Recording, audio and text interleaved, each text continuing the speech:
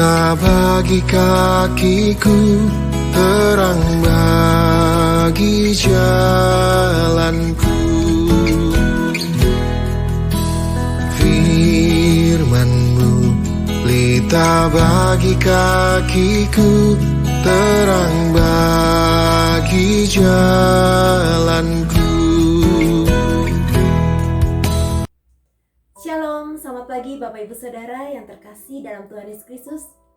Ketika kita masih harus menghadapi pergumulan yang belum selesai, apakah kita menjadi letih dan lesu, kehilangan semangat untuk menjalani hari yang baru, ataukah harapan kita menjadi lenyap? Mari segarkan jiwa kita seperti yang pemazmur katakan, Tuhan adalah kekuatanku dan perisaiku, kepadanya hatiku percaya.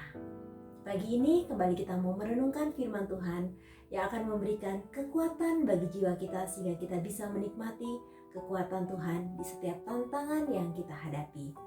Mari Bapak Ibu Saudara yang terkasih, kita mau bersatu di dalam doa. Selamat pagi Bapa, selamat pagi Tuhan Yesus, selamat pagi Roh Kudus. Pagi ini kami mau menyambutnya dengan hati yang penuh dengan sukacita. Terima kasih banyak Bapa, tiap-tiap hari kami boleh merasakan tuntunan tangan Tuhan.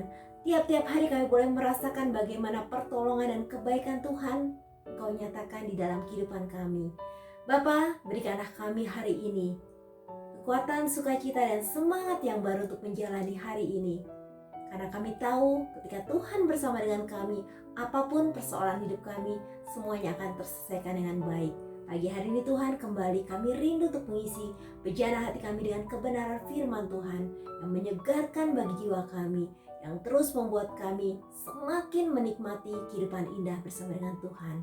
Urapi hamba-Mu ini dengan setiap keterbatasan hamba Kau yang memberikan kemampuan, menyempurnakan, menyucikan, menguduskan bibir mulut hamba-Mu ini untuk menyampaikan kebenaran-Mu. Berkati Bapak Ibu Saudara dimanapun berada. Biarlah Tuhan pada pagi ini kami mau berserah kepada Tuhan dan kami mau melihat bagaimana jalan-jalan yang luar biasa Tuhan bukakan buat kami. Terobosan Tuhan sediakan dengan sangat luar biasa. Terima kasih Bapak, kami mau sambut kebenaran firman Tuhan hari ini dengan sukacita. Haleluya, amin.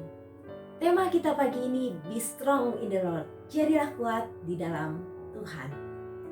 Di dalam 2 Timotius 2 ayat 1 dikatakan, sebab itu hai anakku, jadilah kuat oleh kasih karunia dalam Kristus Yesus. Pesan Tuhan hari ini buat kita semua, jadilah kuat. Bapak Ibu Saudara, untuk menjadi kuat bukan dengan cara dadakan atau cara yang mudah, melainkan melalui proses yang akan mengubah kelemahan kita menjadi kekuatan.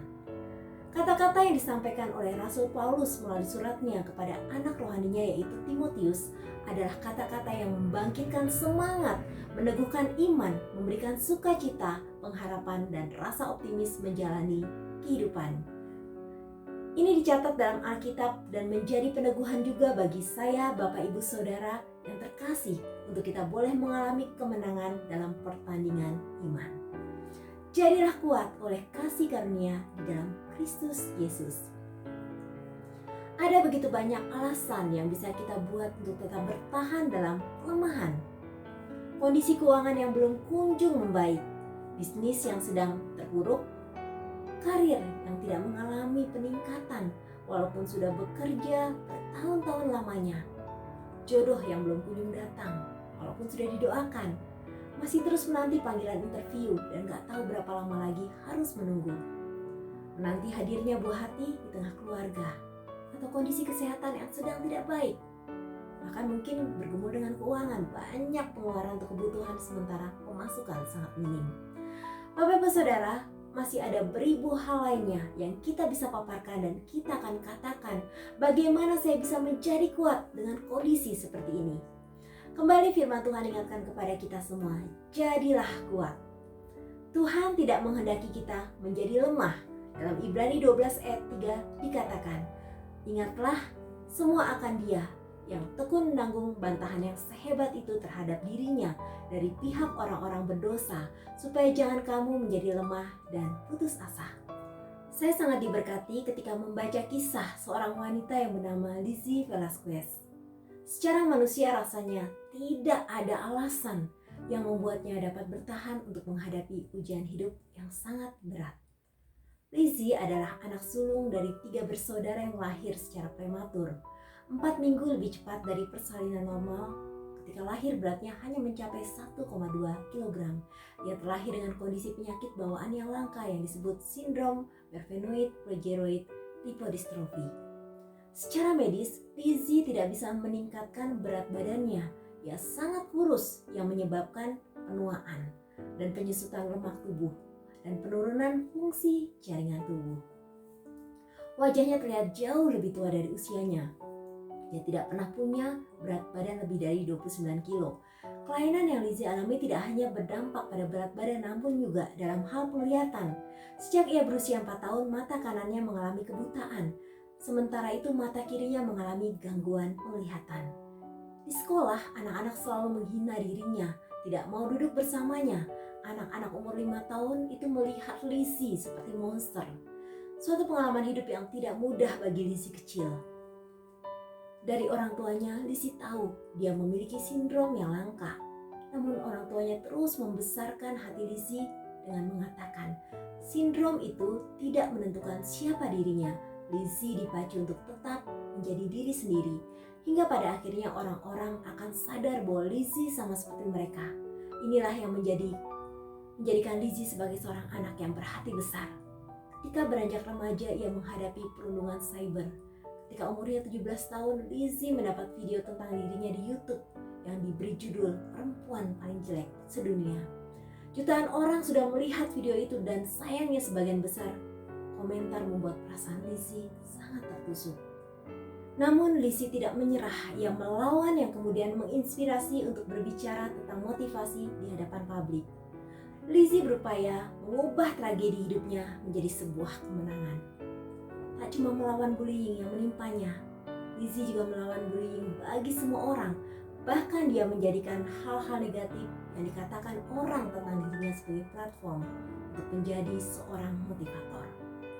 Selepas lulus SMA, Lizzie melanjutkan pendidikannya di Texas State University. Di sana ia mengambil jurusan ilmu komunikasi hingga akhir 2012. Kendati kerap dibully, Lizzie tidak kehilangan kepercayaan dirinya. Baginya keberhasilan dan prestasilah yang menentukan diri seorang dan bukan penampilan luarnya. Pada Januari 2014, ia menyampaikan pidato di sebuah TEDx Austin Women Talk dengan judul How Do You Define Yourself? Lizzie juga menjadi pengarang buku bersama ibunya. Ia menerbitkan buku autobiografi berjudul Lizzie Beautiful, The Lizzie Velasquez Story. Tak hanya berkisah tentang pengalamannya, buku itu juga memuat surat Lizzie kepada ibunya saat ia masih kecil. Karya tersebut terbit pada tahun 2010 dalam 2 bahasa, yaitu bahasa Inggris dan bahasa Spanyol. 3 buku lainnya yang ia tulis adalah Be Beautiful, Be You tahun 2012, Choosing Happiness tahun 2014, serta Dare to Be Kind tahun 2017. Lizzie juga terlibat dalam pembuatan film dokumenter. Pada tanggal 14 Maret 2015, sebuah film dokumenter berjudul A Brave Heart, The Lizzie Velasquez Story dirilis secara perdana. Film tersebut bercerita tentang kehidupannya. Lizzie adalah seorang penganut Katolik Roma. Dalam suatu kesempatan ia pernah berbicara tentang keimanannya. Sudah jalanku untuk melewati ini semua, hanya dengan menikmati waktu untuk sendiri, kemudian berdoa dan berbicara kepada Tuhan. Saya tahu bahwa Dia ada untuk saya. Kehidupan Lizzie sebagai anak Tuhan menjadi inspirasi bagi kita. Setiap kita bisa menjadi pribadi yang kuat dan tegar, bukan karena bagaimana keadaan dan kondisi kita, tetapi siapa yang ada di dalam kita. Kristus yang ada di dalam hati kita membuat kita menjadi pribadi yang berharga dan betapa kita menyadari besarnya kasih Allah di kehidupan kita. Pagi ini kita juga mau belajar untuk setia dan bertekun dalam pertandingan iman dan berproses untuk dipersiapkan Tuhan menjadi pribadi yang semakin kuat. Yang pertama, kita mau belajar dari seorang prajurit yang memiliki daya juang yang tinggi. Di dalam 2 Timotius 2 ayat 3-4 dikatakan, ikutlah menderita sebagai seorang prajurit yang baik dari Kristus Yesus. Seorang prajurit yang sedang berjuang tidak memusingkan dirinya dengan soal-soal penghidupannya, supaya dengan demikian ia berkenan kepada komandannya. Yang kedua, kita belajar dari kehidupan olahragawan yang gigih untuk dapat mencapai kemenangan. Di dalam 2 Timotius 2 ayat 5 dikatakan, seorang olahragawan hanya dapat memperoleh mahkota sebagai juara apabila ia bertanding menurut peraturan-peraturan olahraga. Yang ketiga, kita belajar dari kehidupan petani sebagai pekerja keras dan tetap tekun untuk menanti hasil. Dalam 2 Timotius 2 ayat 6 dikatakan, seorang petani yang bekerja keras haruslah yang pertama menikmati hasil usahanya. Mungkin terlontar kata-kata keputusasaan. Tidak ada alasan untuk aku bisa menjadi kuat oleh karena keterpurukan yang kualami. Namun, marilah Bapak Ibu Saudara, kita mau memulai satu langkah untuk datang kepada Tuhan. Sediakan hati kita untuk menerima benih kebenaran firman Tuhan yang akan bertumbuh menjadi kekuatan bagi iman kita. Rasul Paulus memberikan kita nasihat di dalam 2 Timotius 2 ayat 7. Perhatikanlah apa yang kukatakan, Tuhan akan memberi kepadamu pengertian dalam segala sesuatu. Kita mungkin tidak bisa memahami peliknya persoalan yang sedang kita hadapi. Kita tidak tahu, bahkan mungkin kita sudah mentok untuk menemukan solusi atas masalah-masalah yang terjadi. Kita tidak paham bagaimana memulai untuk bangkit. Tapi kita pegang janji Tuhan bahwa Tuhan akan memberi kita pengertian dalam segala sesuatu. Tuhan Yesus memberkati kita semua. Jadilah kuat di dalam Tuhan. Terima kasih Bapa untuk pelangi kasih yang indah yang Tuhan sediakan bagi kami. Kami akan melihat keindahannya. Kami akan kagum oleh karena kebesaran-Mu Bapa. Apa yang Kau alami kini mungkin tak dapat Engkau mengerti. Satu hal tanamkan di hati, indah semua yang Tuhan beri.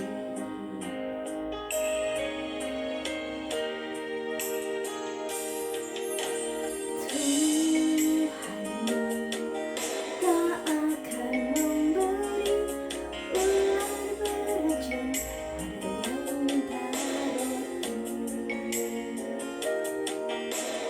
Cobaan yang engkau alami tak melebihi kekuatanmu. Tangan Tuhan sedang menendang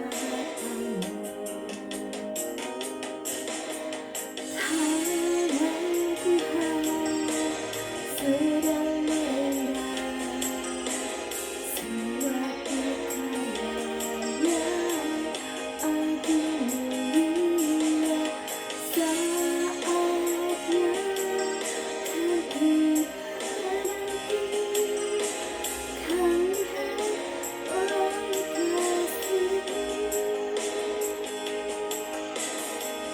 Saatnya akan tiba nanti, kami akan melihat Tuhan kasih Tuhan yang sangat indah.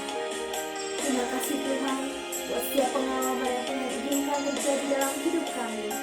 Karena akan ada selalu pelangi kasih yang Tuhan nyatakan dalam hidup kami.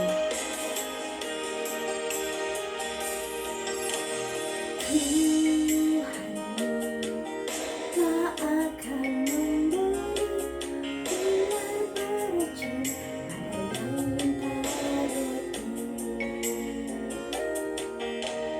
Cobaan yang engkau alami tak melebihi kekuatanmu. Tangan Tuhan sedang menendang suatu karya agung mulia. Saatnya kan tiba nanti, kan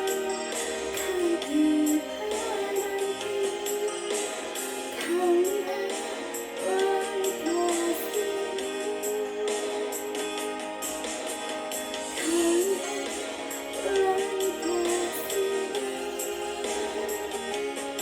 lihat oleh kasih-Mu. Kan lihat oleh kasih-Mu.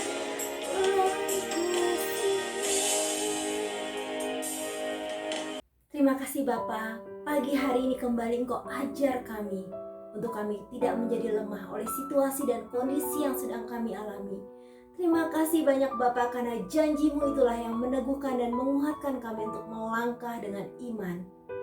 Bapa, terima kasih untuk kebenaran firman Tuhan pagi hari ini yang mengingatkan kami untuk kami menjadi kuat di dalam Tuhan. Sungguh Tuhan, ketika Engkau di dalam kami, maka Tuhan, kami akan dapat melampaui setiap persoalan dalam hidup kami, dan kami akan menang. Kami akan menyaksikan bagaimana cinta kasih Tuhan dinyatakan, bahkan kami akan bersaksi tentang pergumulan yang kami hadapi, dan Tuhan sudah berikan kami kemenangan. Terima kasih Tuhan. Hamba berdoa bagi Bapak Ibu Saudara yang saat ini sedang mengalami kelemahan. Biarlah Tuhan berikan kekuatan. Hamba berdoa bagi Bapak Ibu Saudara yang sedang sakit. Tuhan menjamah, Tuhan memberikan kekuatan. Bahkan Tuhan, kami selalu berdoa dan berharap ada mujizat Tuhan. Apapun vonis yang disampaikan, tapi kami percaya Tuhan, ketika Tuhan mau melakukan mujizat-Mu, maka suatu hal yang besar akan terjadi. Bapa, biarlah di dalam setiap proses ini Tuhan berikan kekuatan, dan Tuhan terus menopang dengan kekuatan kasih-Mu. Terima kasih Tuhan. Dan kami mau belajar juga Tuhan, memandang pada Tuhan, bukan pada persoalan kami. Seringkali kami hanya bisa fokus melihat apa yang terjadi di sekitar kami. Seringkali Tuhan, kami terlalu fokus melihat masalah yang membelit hidup kami. Namun Tuhan, ajar kami pada pagi hari ini, kami memandang kasih karunia Tuhan yang akan menyelesaikan setiap persoalan dan tantangan dalam hidup kami.